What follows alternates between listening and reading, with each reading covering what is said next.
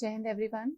Today I am going to start the topic project evaluation and project planning in the software project management. It is one of the open elective subject in BTech third year. So in today's lecture, we are going to discuss the very first topic of this subject. Here we will try to cover step by step various topics. That is why we need SPM, what are the various activities, what is the benefit, how to calculate the risk, and etc. one by one. So first of all, introduction. What is a project? As we can say that we are studying software project management. So one by one, we are going to elaborate all the terms. Then software, if I talk about software, what is software? It is the set of statements or a program, group of programs which you people write, which perform certain tasks. And when you are developing a software project, means you are implementing a project based upon the coding or any programming language. You are developing a software project.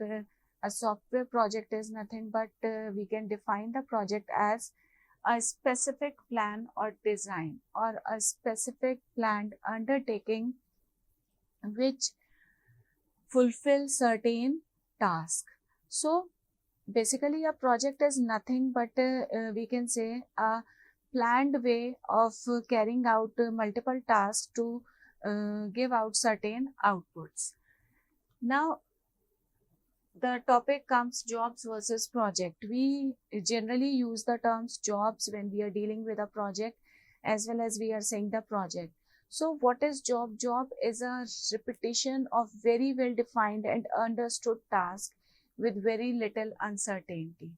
Means, or we can say कि if someone is going regularly office, it is his job to do certain tasks. He has to report at certain time, he has to come back after completing the set of tasks, and again he has to repeat the same process daily. So in the same way, project when we talk about project, job is the same thing. When certain things, certain task is repeatedly done with little uncertainty, that is job. What is exploration? Exploration is the finding out certain outcome. We are exploring the area, we are exploring the phenomena ki how to develop, how to write the code, how to give the certain output. And what is project? It is in the middle, that is in between job and the exploration.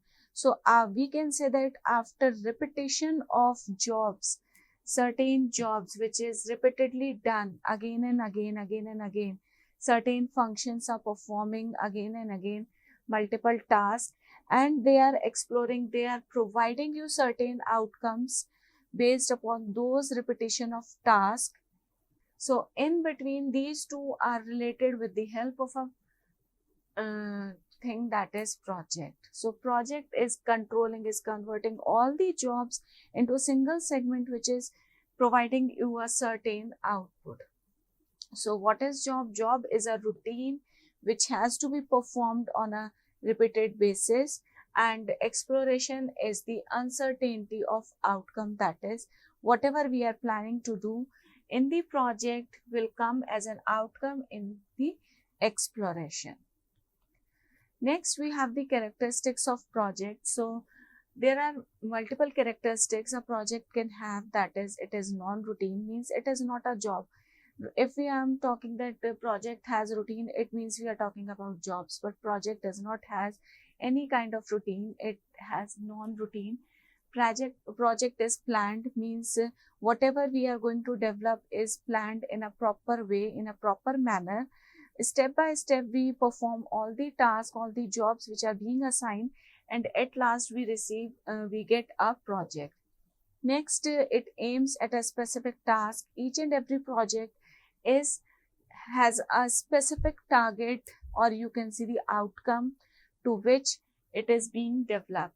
Next, work carried out for a customer. Every project is developed on the requirement raised from the side of client. It is not generated for our use. Next, it involves several specialisms, means it has various special activities or functionalities which make it different from others. It is made up of several different phases, means a project is divided into group of programs, or you can say a modules, and each and every module is different from each other. Now, constrained by time and resources means a project is limited to the time. It is time bound, means whatever project we are developing must get completed in the fixed amount of time and is delivered on time with the help of the resources which are being provided for the limited time only. Now, a project is complex or large, means whenever we are talking about a project, it means we are talking about group of programs, and that is quite large and complex. That is the reason we also require it to be divided into multiple modules so that we can easily develop a project in a very convenient way. Next, we have, are software projects really different from the other projects? What other project means? The hardware projects or any other embedded system softwares or any other. So the answer is no. But they are invisible, they are complex, they are conformity, they are flexible. So although project, either we are talking about software project or any other project, all the projects are same. They all have defined timeline. They all have similar characteristics or the properties. They are time bound. They use a limited amount of resources. They must be delivered on time. They are non-routine. They are fulfilling the requirement of the client. But the software projects are invisible. We cannot see the software projects. We can just feel them because they are not, we cannot touch the software project. They are not physically present to us. These are very complex and flexible too.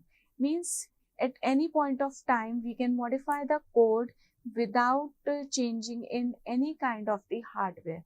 We can easily modify the content of the software project. So, what are the various activities which are being covered by project management?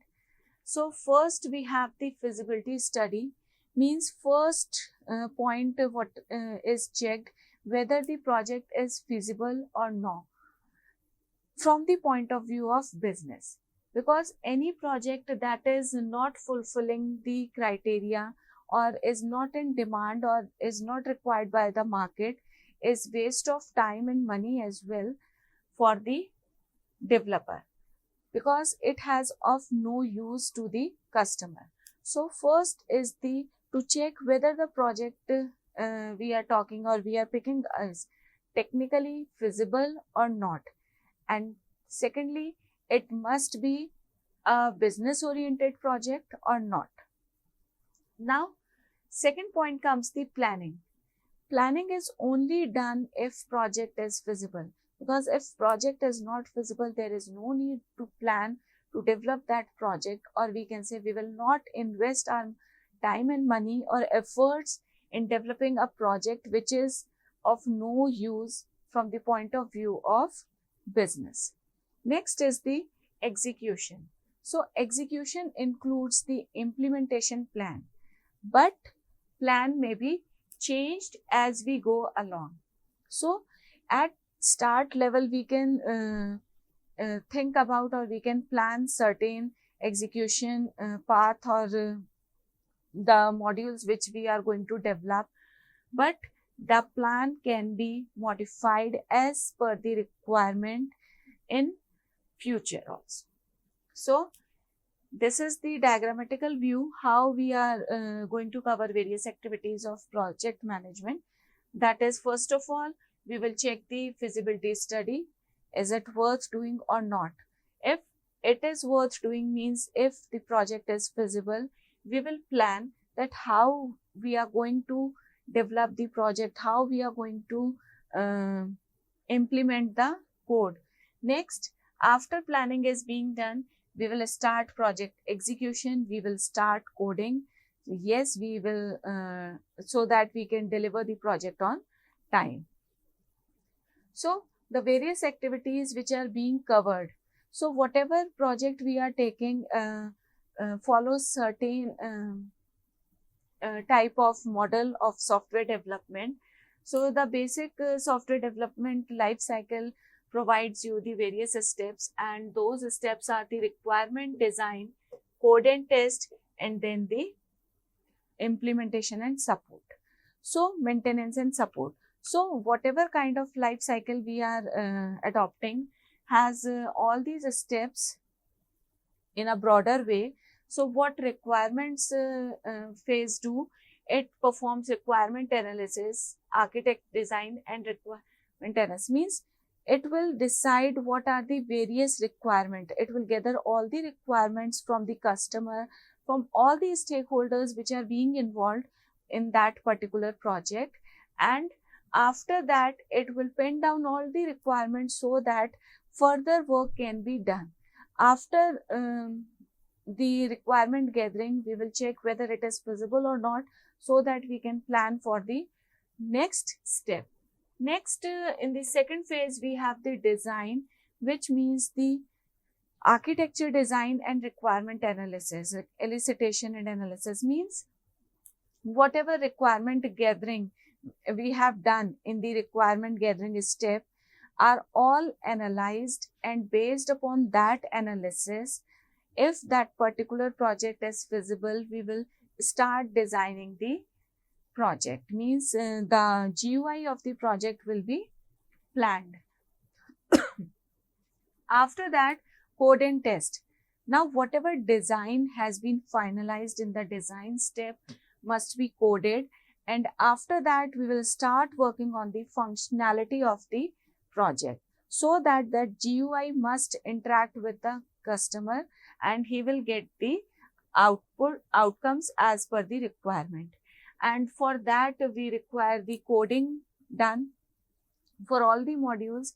After that, we require testing of each and every module.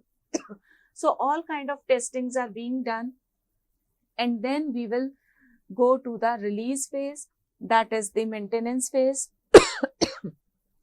installation and acceptance support. Means the project after being tested is going to be released to the user, and further maintenance and installation support is being provided from the development team. Now, there is certain rules and regulations for developing a project, or you can say that certain standards which are being followed for developing a project. That is, first is the ISO 12207 life cycle, which comprises of the steps, in which first step is the requirement analysis, which means requirement elicitation, means all the need from the client side. Whatever is the need of the client is collected here. It is being analyzed by the development team, so that it will cover all the points which a customer wants to be developed or to be inculcated in the project. Now, what requirements will cover? It will cover functions, quality, resource constraint, that is cost, resources, etc. Next is the architecture design. Now, based upon the system requirements, it will define the components of system, that is what kind of hardware it will require, what kind of software it will require, on which operating system it will work on, how much memory it will require, it will consume while being boarded on the system. All these comes on the architectural design. Next, we have the code and test. So code and test means to check each and every module, each and every part, each and every section of the project, so that whatever project we have developed must be bug free, must be error free, so the project will go flawless. Next is the integration. After code and test, we will perform integration testing, that is after merging all the individual components of the software all together, and then we will perform the testing, that is the integration testing. Because whenever we combine multiple modules all together, certain code is again modified to club or to merge all the sections of the project. So again we require testing, so that we must be double sure that whatever modules are being merged are working flawless without any error. Next is the qualification testing, which means testing the system. Means whatever code, whatever project is being developed is supported by the system or not, for which it is being developed. It may not be the case on the system, on the laptop on which I have developed the code, it will run on that code, that interface only. It must work on the general systems, because that project has to be handed over to the third party, that is the client. So we are not developing the project for our own, we are developing the project for the another person. Next is the installation. The installation of making system operational will include setting up all the environments, system settings, parameters, hardware operations, and user training also. So a proper installation guide must be given to the user. Next is the acceptance support, which includes maintenance and enhancement. That is, whenever a project is being developed, it is being given to the it is being handed over to the client. Now the job comes for the maintenance team, which will help the client to in maintaining the software. Maintaining means whenever software faces some or certain error in the project, he will contact the maintenance team and they will provide them the solution. And if the customer or the client wants certain kind of enhancement, they can also raise those enhancements, so that maintenance team can forward all those upgradations to the development team, and in future those upgradations or enhancement can be developed. Now, categorization of software projects. We can categorize the software project as information system versus embedded system. That is, first, the categorization is being done based upon the distinguishing different types of project and different types of task or the project approaches. So first we can say it is information system versus embedded system. And second, we can say it is objective based versus product based. So either we are creating an information system or we are developing a embedded system. And secondly, we can say we are developing a objective based system, or we can say we are developing a product based system.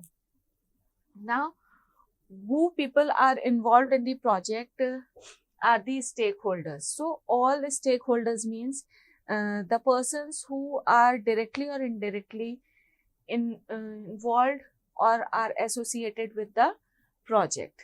So all these persons can be within the project team, they can be outside the project team, but within the same organization, or you can say they are outside both the project team as well as the organization. So it is not necessary that all these stakeholders are of the development team. Only the persons who are developing the project is the stakeholder. Stakeholder means each and every person that is associated with that particular project in any manner, either that is customer, either that is the part of the development team or the maintenance team or some other team residing within the organization or outside organization, means the person who is giving any kind of input to the concerned project is the stakeholder for that particular project. Next, how to set the objectives of the project. So for that, whenever we are collecting the requirements, we will answer certain questions, that is, what do we have to do to have a project success.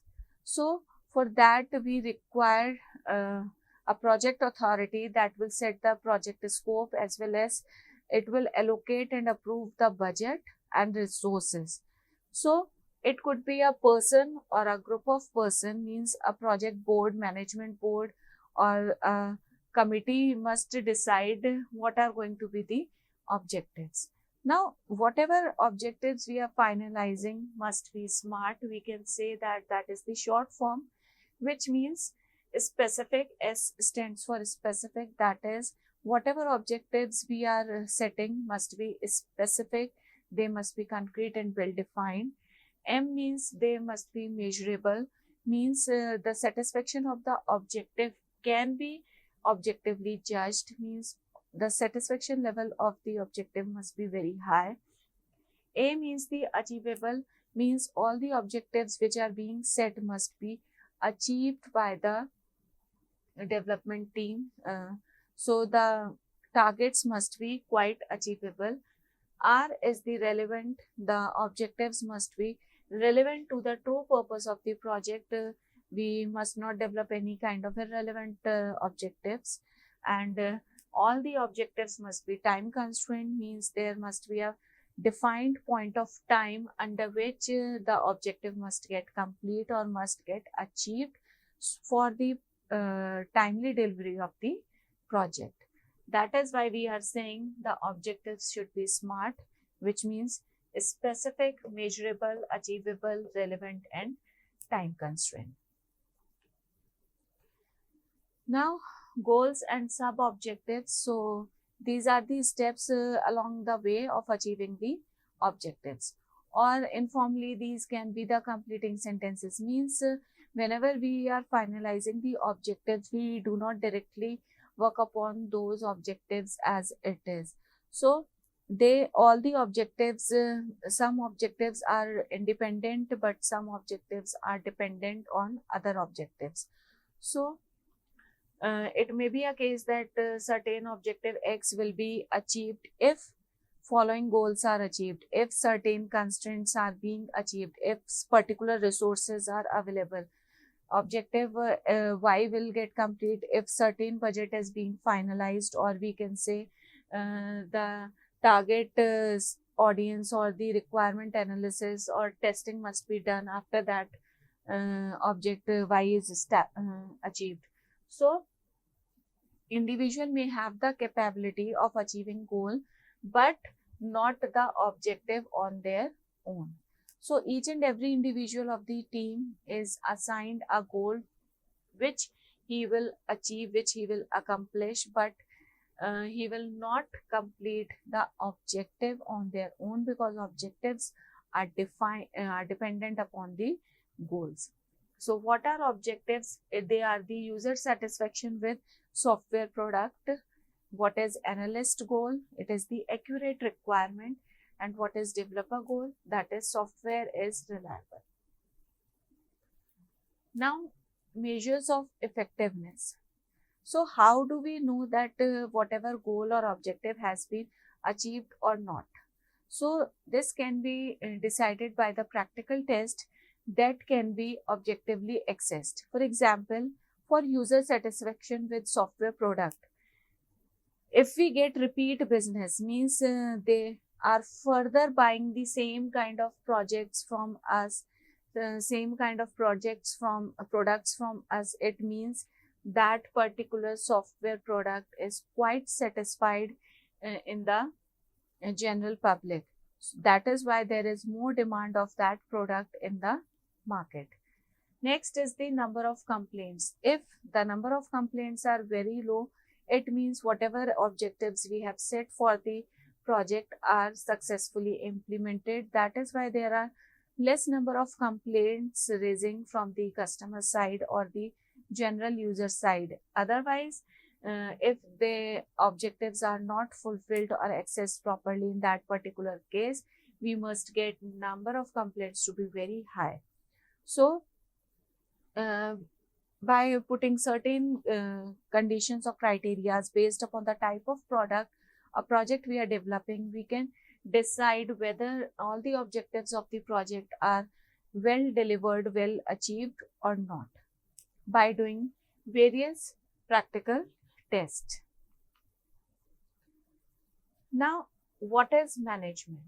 So, management involves planning, organizing, staffing, directing, monitoring, controlling, innovating, and representing, which means that whatever project we are going to develop must be managed properly, and in on which parameters we manage a project. It can be managed on planning, that is, we must decide what is to be done. We must be sure that what is going to be done or performed, so that a proper layout plan of the project must be there. Next is the organizing, that is, you have to make necessary arrangements for the development of the projects. Proper environment, proper resources must be decided. Next is the staffing, that is the selecting the right people for the job, that is the project team. The whatever project team you are finalizing must be appropriate. How many experienced persons are required, how many freshers are required, how many skilled persons are required. So all criteria, all the team must be a combination of all kind of persons. Next is the directing, that is, we have to give timely instructions to the project team for the timely delivery of the project. Next is the monitoring, that is, we have to keep a check on the progress of the project, whether whatever deadline is given for completion of the various goals is being achieved by the team or not. If they are lacking somewhere, they must be pushed up so that we can deliver the project on time, we can complete the task on time. Next is the controlling, which means taking action to remedy hold ups. Means we have to control all the situations so that we can take care of all the problems or all the bugs and errors which are being created, and how to find out the solution for those problems. Next, we have the innovating, that is coming up with the solutions, with the new solutions when we are facing certain problems. And last is the representing, that is liaising with the clients, users, and all other stakeholders.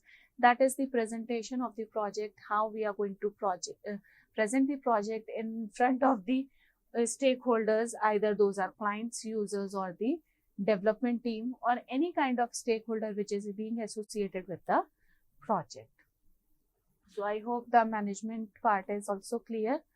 So we are going to control the management based upon the data, the information. We can compare with objective and goals. We can work upon the model which we are going to plan out to be delivered, and the implementation part. So each and every step of the project is being controlled. So whatever is the real world problem, based upon that data collection is being done. Then we will process the data, and after processing the data, a model is being planned, and based upon that model, implementation is being done. So this is the project control cycle through which we control the project. So I hope the concept is clear, what is software project management, in this very first lecture of the subject. In the next class, we will continue with some other topic. Thank you so much.